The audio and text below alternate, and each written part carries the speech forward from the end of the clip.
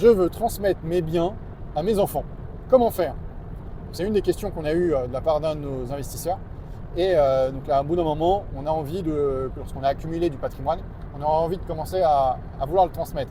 Alors, la question de transmission, elle n'arrive pas toute seule. On se pose la question à partir du moment où on commence à calculer les frais de mutation lorsqu'on décède.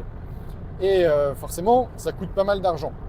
La première tranche qui va jusqu'à 500 000, après qu'on a enlevé l'abattement de 100 000 euros par enfant par parent, eh bien c'est 20%.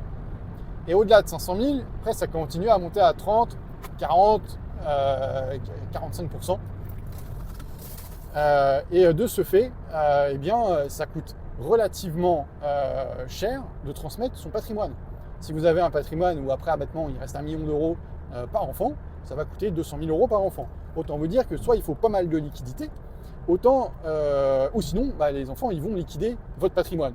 Ce qui serait super triste parce que vous avez accumulé tout ce patrimoine à la sueur de votre front. En plus, vous avez payé des impôts pendant toute votre vie dessus, taxes foncières, taxes divers, impôts sur le revenu, vous investissez des travaux, du temps.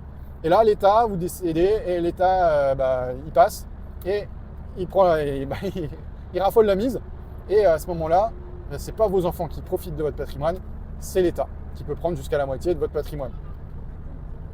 Si vous ne voulez pas que ça arrive, tout simplement, il faut qu'on puisse se rencontrer et qu'on puisse étudier votre situation et voir comment on peut l'optimiser.